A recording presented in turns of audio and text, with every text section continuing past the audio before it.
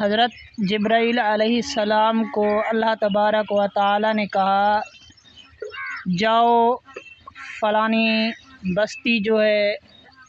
فلانا شہر جو ہے، اس کو جا کے غرق کر دو، زمین سے کے نیچے سے اٹھا کے آسمان کے اوپر آ کے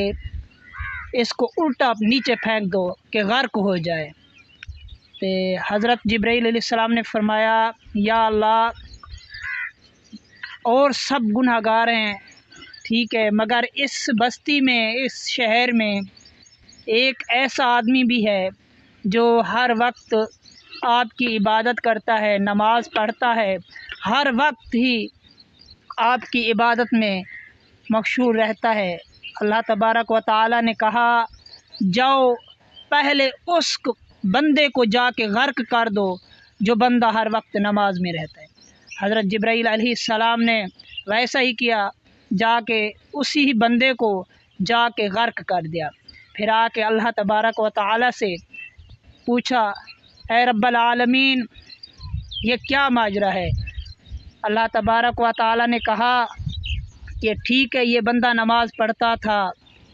سارا دن عبادت دن رات کرتا تھا، مگر یہ کسی کو کہتا نہیں تھا، یہ صرف اپنے لیے مانگتا تھا، صرف اپنے لیے جنت مانگتا تھا، اپنی اچھائی کے مانگتا تھا، یہ کسی اور کے بارے میں نہیں سوچتا تھا۔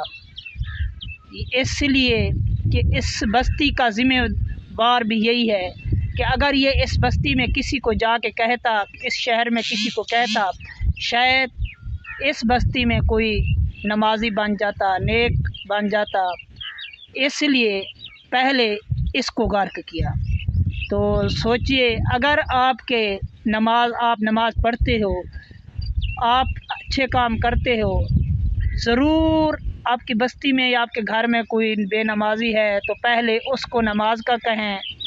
اس کو نیک کام پر لگائیں۔ آپ کی بستی میں کوئی بھی ایسا غلط کام کرتا ہے اس کو غلط کاموں سے روکیں کہ اللہ تبارک و تعالیٰ آپ پر راضی ہو جائے۔ کیونکہ اگر آپ عالم ہو، اگر ہماری یہ بات آپ کو اچھی لگی ہو تو ہمارے چینل کو سبسکرائب ضرور کر دیں۔